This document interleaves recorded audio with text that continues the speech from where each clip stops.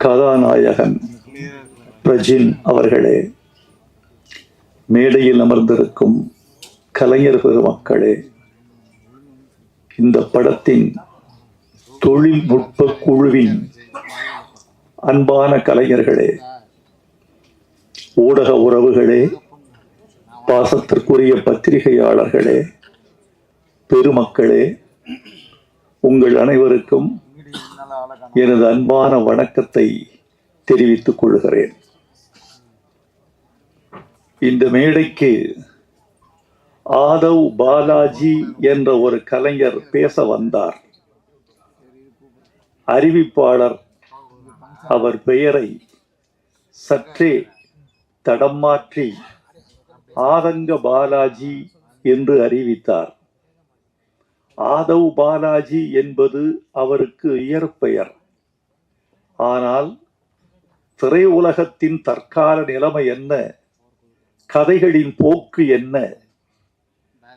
திரையரங்குகளின் நிலைமை என்ன, தயாரிப்பாளர்களின் கலவரம் என்ன, கலை உலகின் நிலவரம் என்ன என்ற ஆதங்கத்தை கொட்டிவிட்டு போனதனால் அவருக்கு ஆதங்க பாலாஜி என்பது காரண பெயராக அமைந்துவிட்டது என்று நாம் கருத வேண்டியிருக்கிறது. அதுதான் உண்மை. இந்த விழாவுக்கு நான் மகிழ்ச்சியோடு வந்திருக்கிறேன். காரணம் என்ன தெரியுமா தோழர்களே? வெற்றி பெற்ற பெருமக்களை வாழ்த்தச் செல்வது இயல்பு. நாம் சென்று வாழ்த்தாமலே அவர்கள் வெற்றி பெறுவார்கள். நம்முடைய வாழ்த்துறை ஒன்றும் அவர்களுக்கு தனியான கிரீடமாகி விடுவதில்லை. ஆனால் யாரை வாழ்த்த வேண்டும் என்றால் வளரக்கூடிய கலைஞர்களை வாழ்த்த வேண்டும், ஆதரவற்ற கலைஞர்களை வாழ்த்த வேண்டும், சாதிக்க துடிக்கிற கலைஞர்களை வாழ்த்த வேண்டும். பழையன கழிய புதியன புகுகிற போது புதிய முகங்களை, புதிய திறமைகளை, புதிய ஆற்றல்களை வரவேற்று வாழ்த்த வேண்டும். ஏனென்றால் எந்த புற்றில் எந்த பாம்போ என்று பார்ப்பவன் பழைய காலத்து மனிதன், எந்த பூவில் எந்த தேனோ என்று பார்ப்பவன் தான் புதிய காலத்து மனிதன். இந்த மலர்களில் எந்த பூவில் எந்த தேன் என்பதை யார் அறிவார்? அதனால் இந்த கலைஞர்களை நான் வாழ்த்த வந்திருக்கிறேன். அந்த தம்பி இந்த ஆதங்கத்தை சொன்னார் அல்லவா, அது குறித்து நான் ஒரு சில செய்திகளை உங்களுக்கு சொல்ல வேண்டும் என்று ஆசைப்படுகிறேன்.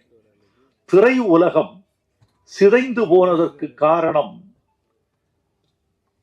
பார்வையாளன் அல்ல, நடிகன் அல்ல, கதாசிரியன் அல்ல, தயாரிப்பாளன் அல்ல, திரையரங்க உரிமையாளர்கள் அல்ல. திரை உலகம் இன்று நிறம் மாறி போறதற்கும் தடம் மாறி போறதற்கும், ஒரு படம் வெளியாகிற அன்று முன்வரிசையில் மொத்தம் 12 பேர்கள் மட்டும் அமர்ந்திருப்பதற்கும், பல திரையரங்குகள் வெளியான முதல் நாள் வெளியே யாருக்கும் தெரியாமல் ஓர் ஆளை நியமிக்கிறார்கள். அந்த பதிவு சீட்டு கொடுக்கிற நபர் தன்னை மறைத்து கொண்டிருக்கிறார். வெளியே இருந்து செய்தி வர வேண்டும். என்ன செய்தி என்றால், வெளியே வரிசையில் குறைந்தபட்சம் 15 பேர்கள் இருக்கிறார்களா, இருந்தால் இந்த சீட்டு கொடு, இல்லை என்றால் இந்த காட்சியை ரத்து செய்துவிடு என்று ஒரு தீர்மானம் அவர்களுக்குள் இருக்கிறது. 15 பேர் வந்தால் என்ன நடக்கும் என்றால், மின்சார கட்டணத்திற்கு அது கட்டுப்படியாகும். 15 பேர் இல்லை என்றால் மின்சார கட்டணத்தின் நஷ்டத்தில் அந்த திரையரங்கம் ஓடத் தொடங்கும். அந்த கட்டணத்தை தவிர்ப்பதற்காகத்தான் பதிவு சீட்டு கொடுப்பதற்கே, அவர்கள் அனுமதி சீட்டு கொடுப்பதற்கே தயங்குகிறார்கள். இதற்கு காரணம் யார்? படம் பார்க்க ஓரளவு நல்ல படம் என்று கருதத்தக்க படத்தை கூட பார்ப்பதற்கு ஆட்கள் வராமல் தவிர்த்து போவதற்கு அல்லது அவர்கள் தயங்குவதற்கு என்ன காரணம் என்று பார்த்தால், இது ஒரு மோசமான யுகத்தில் தமிழ் சினிமா கலை இருக்கிறது. அந்த இடம் தொழில்நுட்ப காலம். இந்த தொழில்நுட்பம் என்பது மனிதர்களை, ரசிகர்களை துண்டாடிவிட்டது. கை தொலைபேசியில் ஒரு கூட்டம், கணிப்பொறியில் ஒரு கூட்டம், பிறகு ஹோம் தியேட்டரில் ஒரு கூட்டம், பிறகு திரையரங்கத்தில் ஒரு கூட்டம், ஓடிடியில் ஒரு கூட்டம். மொத்தமுள்ள ஒரு 35 லட்சம் ரசிகர்களை ஒரு 35 பிரிவுகள் துண்டாடிவிட்டன. இந்த 35 பிரிவுகளிலும் வியாபாரம் ஆகிறவன் தான் வெற்றி பெற முடியும். இன்றைக்கு முத்துக்குமார் இந்த படத்திற்கு இட்ட பணத்தை மீண்டும் அவர் கொள்ள வேண்டும் என்றால் என்ன வேண்டும் என்றால், இந்த சினிமாவின் 35 பிரிவுகளிலும் அவர் தன் வியாபாரத்தின் கரங்களை நுழைக்க வேண்டும். ஆக்டோபஸ் போல அத்தனை வியாபார தளங்களிலும் அவர் இயங்க வேண்டும் என்ற ஒரு நிலை இருக்கிறது. அந்த நிலையின் காரணமாகத்தான் தமிழ் சினிமா தடுமாறி கொண்டிருக்கிறது என்பதே தவிர வேறல்ல. உண்மையை சொல்ல போனால் நண்பர்களே, நான் தமிழில் வெளிவருகிற அல்லது திரைக்கலையில் வெளிவருகிற எந்த ஒரு படமும் தோல்வி அடைந்து போனால் காலையில் பத்திரிகையை படித்துக் கொண்டிருக்கிற பொழுதே கொஞ்சம் வருத்தப்படுவேன். பத்திரிகையை மடித்து வைத்துவிட்டு கொஞ்சம் வானத்தை அண்ணாந்து பார்த்து, இந்த இளைஞர்கள் முதல் படத்திலேயே தோல்வி அடைகிறார்களே, இந்த தோல்வியை எப்படி மீட்டெடுப்பது என்று யோசிப்போம்.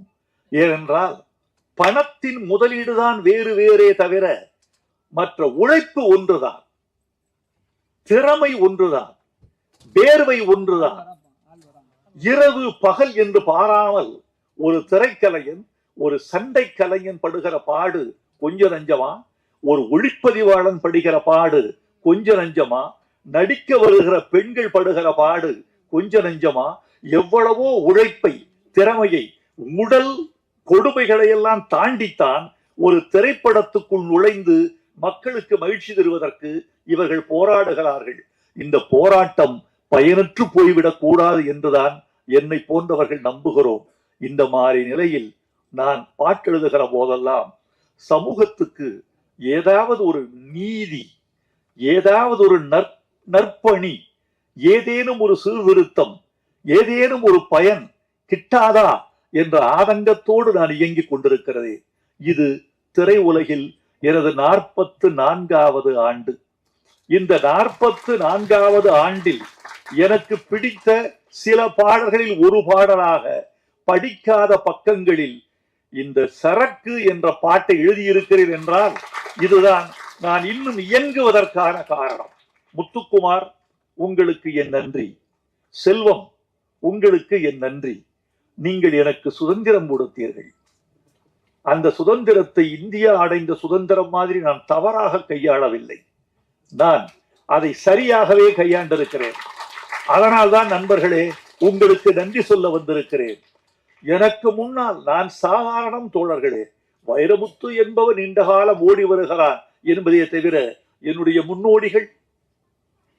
முன்னோடிகள் பட்டுக்கோட்டை கல்யாண சுந்தரம், மருதகாசி, கவியரசு கண்ணதாசன், உடுமலை நாராயண கவி, கவி KP காமாட்சி சுந்தரம், இன்னும் கூமா பாலசுப்பிரமணியம், ஆத்மநாபன், சொல்லிக்கொண்டே போகலாம். இத்தனை பெருமக்களும் தமிழ் பாடலின் வழியாக ஒரு கருத்தை சொல்ல துடித்திருக்கிறார்கள். அதுதான் நிற்கிறது.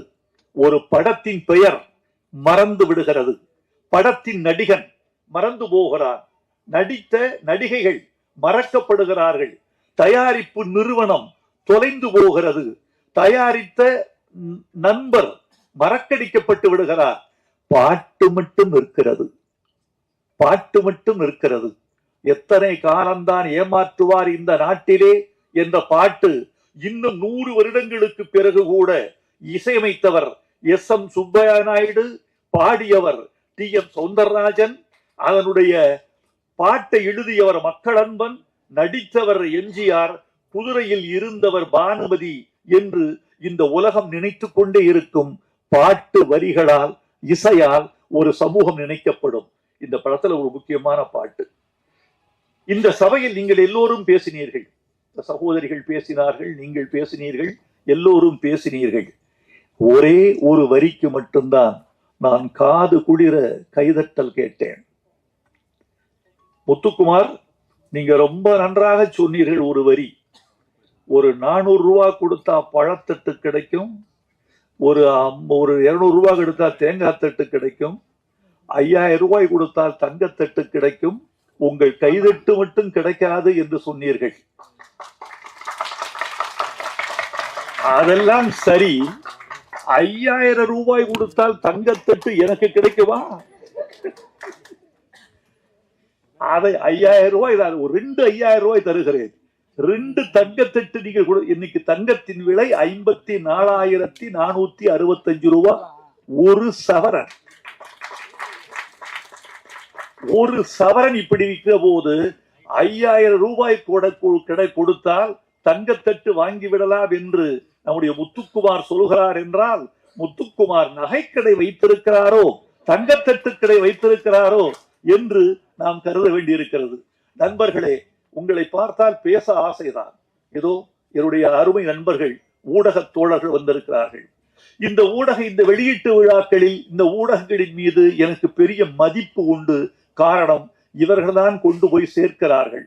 ஆனாலும் கூட தினப்பத்திரிகைகளில் இது குறித்து எந்த செய்தியும் வருவதில்லை. வார பத்திரிகைகள் இதை அதிகமாக கண்டுகொள்வதில்லை. இந்த மேடையில் ஒரு பெரிய சர்ச்சை உண்டானால் அது மட்டும்தான் அவர்களின் கவனத்திற்கு போகிறது. அந்த சர்ச்சையை நீட்டிக்க முடியும் என்றால் அது 2 வாரங்களுக்கு செய்தியாகிறது. இதோ இந்த மேடையில் இருக்கக்கூடிய இந்த இளம் கலைஞர்களை வாழ்த்தி படிக்காத பக்கங்கள் என்ற பெயரில் நவீன பெண்களின் பிரச்சனைகளை மையப்படுத்தி ஒரு புதிய தயாரிப்பாளரும் இயக்குனரும் ஒரு படத்தை செய்திருக்கிறார்கள். ரசிகர்களே, காத்திருங்கள், வந்தால் ஆதரியுங்கள், பிடித்தால் தோள் கொடுங்கள் என்று நீங்கள் 4 வரி எழுதினால் அதுதான் சிறப்பு. இந்த நேரத்தில் நான் ஒரு கருத்தை சொல்ல வேண்டும் என்று ஆசைப்படுகிறேன். இவர்கள் இந்த இணையதளங்களின் வாயிலாக இவர்கள் கொண்டு செல்கிற இடம் ரொம்ப அதிகம். நீங்கள் நினைத்துக் கொண்டிருப்பீர்கள், யூடியூப் வழியாக இன்று இரவு 12 மணிக்குள் இந்த விழா செய்திகள் உலகத்தின் எல்லா மூலைகளிலும் வீசி எறியப்படும். இன்னைக்கு போயிடும். நாளைக்கு காலையில் சுவிட்சர்லாந்திலிருந்து, நெதர்லாந்திலிருந்து, ஆஸ்திரேலியாவிலிருந்து, டென்மார்க்கிலிருந்து யாரோ ஒரு தமிழர் அல்லது நிச்சயமாக ஒரு இலங்கை தமிழர் என்னை அழைத்து, உங்கள் பேச்சை கேட்டேன் ஐயா, மகிழ்ந்தேன் என்று சொல்லுவார். அந்த படம் எப்போது வெளிவரும் பார்ப்பதற்கு காத்திருக்கிறோம். இந்த காலத்தில் மதுவை எதிர்த்து ஒரு பாட்டா என்று கூட கேட்பார்கள். அப்படிப்பட்ட எல்லையை நீங்கள் தொட்டுக் கொண்டிருக்கிறீர்கள். உங்களுக்கு நன்றி. இந்த மது பாட்டை பற்றி சொல்லுகிறேன். எந்த வரிக்கு அதிகமாக நீங்கள் கைதட்டீர்கள் என்று காது கொடுத்து கேட்டேன். செல்வம் சொன்னார், இந்த படத்தில் ஒரு பாட்டு, அந்த பாட்டு மதுவுக்கு எதிராக மதுக்கடையில் பாட்டு என்று சொன்னவுடன் இந்த அரங்கம் கைதட்டலில் அதிர்ந்தது. நன்றி. மதுவுக்கு எதிராக ஒரு பாட்டு, மதுவை கொண்டாடித்தான் பாட்டு அதிகம் இருந்திருக்கிறது. தமிழ்நாட்டில் எந்த பெரும்பாலான பாடல்கள் மதுவை கொண்டாடித்தான். மதுவை கொண்டாடித்தான் பாட்டு என்று கூட சொல்ல மாட்டேன். வாழ்வை கொண்டாடி, மகிழ்ச்சியை கொண்டாடி, களிப்பை கொண்டாடி, காதலை கொண்டாடி, காதலையும் மதுவையும் பெண்ணையும் கலந்து கொண்டாடிய பாடல்கள் தான் தமிழ்நாட்டில் அதிகம். மதுவை வெறுத்து பாடிய பாட்டு கலைவாணர் பாடிய பாட்டு. குடிச்சு பழகணும் தம்பி, குடிச்சு பழகணும். என்னையா குடிச்சு பழகணும்னு சொன்னாரு? நீராகாரம் குடிச்சு பழகணும் என்று என்எஸ்கே எழுதியிருக்கிறார். அதுதான் மதுவுக்கு எதிரான ஒரு பாட்டு என்று நினைக்கிறேன். அப்புறம் ஒளி விளக்குல தைரியமாக சொல் நீ மனிதன்தானா என்று எம்ஜிஆர் பாடிய ஒரு பாட்டு. அது கூட குடித்ததாக நடித்துவிட்டு குடிக்கு விரோதமாக பாடியிருப்பார். அது ஒரு பாட்டு. இந்த பாட்டு முழுக்க முழுக்க மதுவுக்கு விரோதமான பாட்டு. கண்ணதாசன் எழுதினார், ஓர் கையிலே பெண்ணும் ஓர் கையிலே மதுவும் சேர்ந்திருக்கும் வேளையில் என் ஜீவன் பிரிந்தால்தான் நான் வாழ்ந்த வாழ்க்கை நலமாகும், இல்லையெனில் ஏன் வாழ்ந்தாய் என்றே இறைவன் என்னை கேட்பான். ஏன் குடிக்கிற, ஏன் பெண் சுகம் அனுபவிக்கிறாய்ன்னு நான் நினைக்கிறீங்க கேட்கிறீங்க. இறைவன் என்ன கேட்பான், உன்னை ஊருக்கு அனுப்பிச்சு வச்சனே, போய் வெறுங்கையோடு திரும்பி வந்து விட்டாயே, மதுவையும் மாதுவையும் தொடாமல் வந்து விட்டாயே என்று அவர் ஒரு இலக்கியமாக, நயமாக, கொண்டாட்டமாக எழுதியிருப்பார். விர்தோசி என்ற ஒரு பெர்ஷிய கவிஞன் எழுதினான், குடிக்காதவனுக்கு சொர்க்கத்தில் இடமில்லை என்றால் அந்த சொர்க்கம் என் உள்ளங்கையை போல் வெறுமையாகவே இருந்திருக்கும் என்று கேட்டான். இப்படி மதுவை கொண்டாடித்தான் நிறைய பாட்டு வந்திருக்கிறது. நண்பர்களே, மதுவின் கொடுமை தெரியுமா? இதோ இந்த விழா 2 மணி நேரத்தில் நிறைவடைய போகிறது. ஒரு 1.5 மணி நேரம் ஆகிவிட்டது. இன்னும் ஒரு அரை மணி நேரம் ஆகும் களைவதற்கு. நான் பேசி விரைவில் முடித்து விடுவேன். உங்களை இருத்தி வைக்க மாட்டேன்.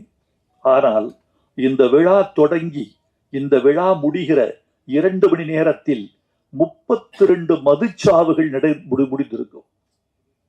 1 மணி நேரத்திற்கு 16 மதுச்சாவுகள் நடக்கின்றன.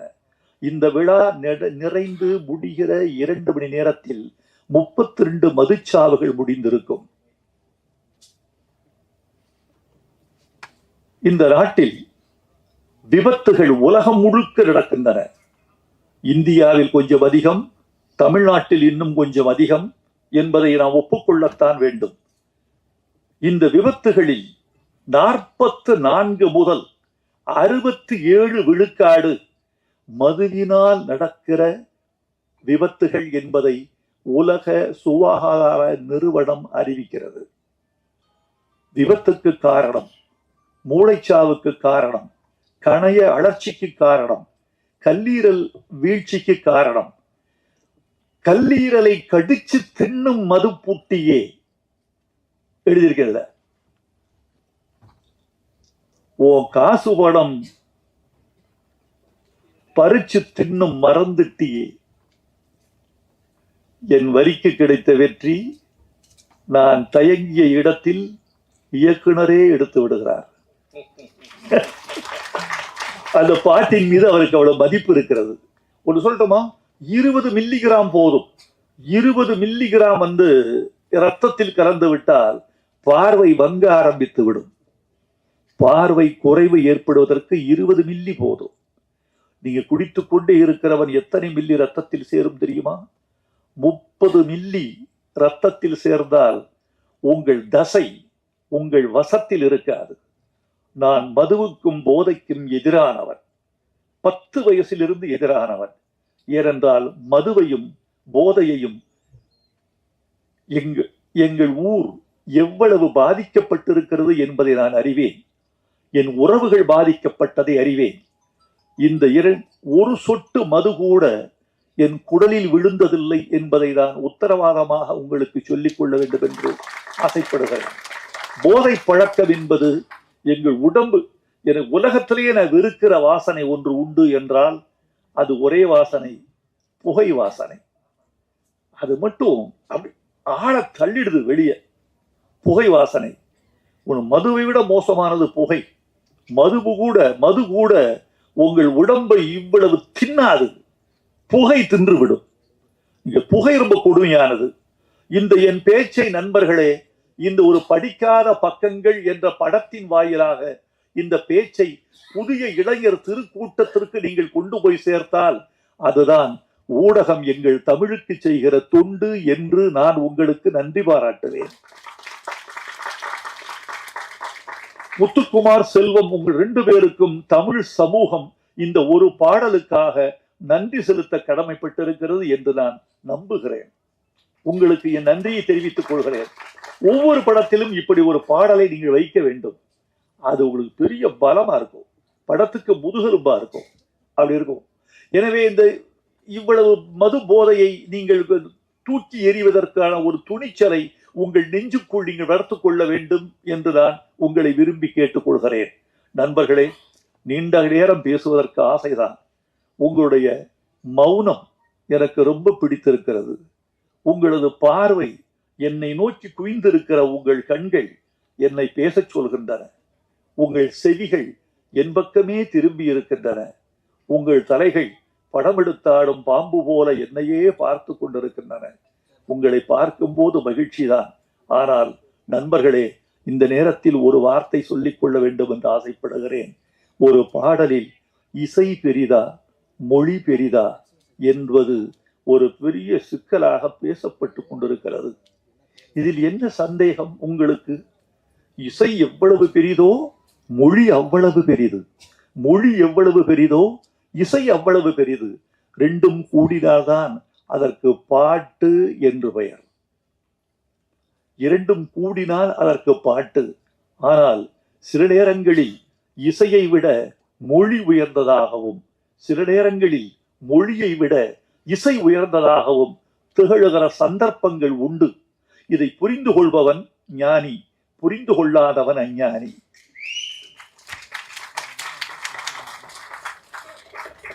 பாட்டுக்கு பெயர் வைப்பது யார்? ஒரு குழந்தை பிறந்தது. இவங்க பிறந்து ஒரு 20 நாட்கள்ல பெயர் வைத்தார்கள்.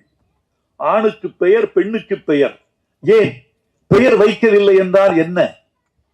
பெயர் வைத்தவுடன் தான் அவர்கள் வாழ்வு அவர்களை சார்கிறது, அவர்களின் உரிமை அவர்களை சார்கிறது, சம்பவங்கள் அவர்களை சார்கின்றன, அவர்கள் உணவு அவர்களை சார்கிறது. 4 பேர் இருக்கிறார்கள். மணி, இவனுக்கு கொடு இந்த இட்லிய, அந்த இட்லி அவனை சேர வேண்டும் என்றால் பெயர். இந்த பழத்தை பிரேமாவுக்கு கொடு, பழம் ஒருத்திக்கு சேர வேண்டும் என்றால் அவள் பெயர். சுகுணாவுக்கு இந்த ஐஸ்கிரீம் கொடு, அந்த பெயர் ஐஸ்கிரீம்.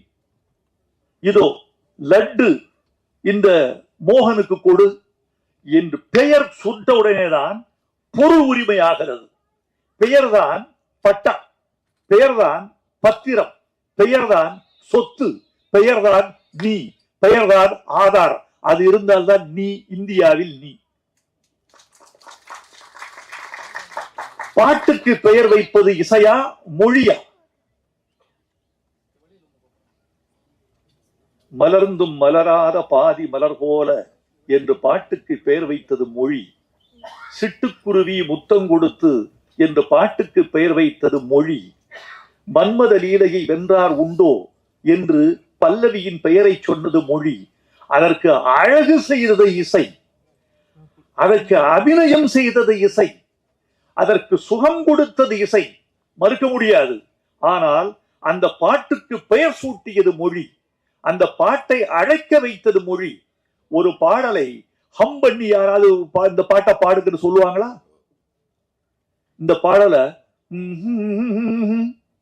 இத பாடுக சொல்லுவாங்களா யாராவது? சின்ன சின்ன ஆசை என்று பாடுகள் என்றுதான் சொல்லுவார்கள். எனவே பாட்டுக்கு பெயர் வைத்தது மொழி. அந்த மொழிக்குரிய மரியாதையை இசையும், இசைக்குரிய மரியாதையை மொழியும் பரஸ்பரம் வழங்குகிற போதுதான் கலை வெற்றி பெறும் என்று நான் உறுதியாக நம்புகிறேன். நண்பர்களே, இந்த படம் வெற்றி பெற வேண்டும், வெற்றி பெற செய்ய வேண்டும். இன்னொன்று, நிறைவாக ஒரு செய்தி. நம்முடைய கலையில் என்ன குறைபாடுகள் என்று கலை உலகம் கருதி முடிவெடுத்தால் ஒழிய கலை வெற்றி பெறுவது மக்கள் கையில் என்று நீங்கள் கருதி விடாதீர்கள். அது உங்கள் கையில். நல்ல பொருளாக இருந்தால் எத்தனை ஆண்டுகள் கழிந்த பிறகும் கூட, எத்தனை மண்ணுக்கடியில் கிடந்த பிறகும் கூட, எத்தனை காலங்கள் கடந்த பிறகும் கூட தங்கம் தங்கம்தான், வைரம் வைரம்தான், உயர்ந்த பொருள் உயர்ந்ததுதான். ஒரு 17 நூற்றாண்டுகள் திருக்குறளை தமிழ் சமூகத்தில் காண கிடைக்கவில்லை. 2ஆம் நூற்றாண்டு 3ஆம் நூற்றாண்டுக்கு பிறகு திருக்குறளை தமிழ் சமுதாயம் புழங்கவில்லை. பக்தி இயக்கம் வந்து விட்டது. தேவாரம் புழங்கியது, திருவாசகம் புழங்கியது, திரவிய பிரபந்தம் புழங்கியது, ஆழ்வார் பாடல் புழங்கியது, நாயன்மார் பாட்டு புழங்கியது, பதிகம் புழங்கியது, பாசுரம் புழங்கியது, திருக்குறள் புழங்கவே இல்லை. ஆனால் நல்ல பொருளாக இருந்தால் எந்த நூற்றாண்டிலும் அது தன் முகத்திரையை கிழித்துக் கொண்டு, ஒரு விதை தன் மேல் தோலை கிழித்துக் கொண்டு விருட்சமாவது போல் நல்ல பொருள் எத்தனை காலமாக இருந்தாலும் தன்னுடைய தடைகளை உடைத்துக் கொண்டு, திரைகளை கிழித்துக் கொண்டு வெளியே வந்தே தீரும். 19ஆம் நூற்றாண்டின் இறுதியில் திருக்குறள் நான் தானடா தமிழின் முகவரி என்று வெளிவந்தது. உங்கள் கலை நல்ல கலையாக இருந்தால், உங்கள் கதை நல்ல கதையாக இருந்தால் நிச்சயமாய் உங்கள் புகழ் வெற்றி பெறும், உங்கள் கலை வெற்றி பெறும். உங்கள் கலையும் கதையும் வெற்றி பெற்றால் நீங்கள் பொருளாதார மேன்மை பெறுவீர்கள். படிக்காத பக்கங்கள் வெற்றி பெறும். படிக்காத மேதை வெற்றி பெற்றது, படிக்காதவன் வெற்றி பெற்றது. அந்த வரிசையில் படிக்காத பக்கங்கள் வெற்றி பெற வேண்டும் என்று வாழ்த்துகிறேன். நன்றி, வணக்கம்.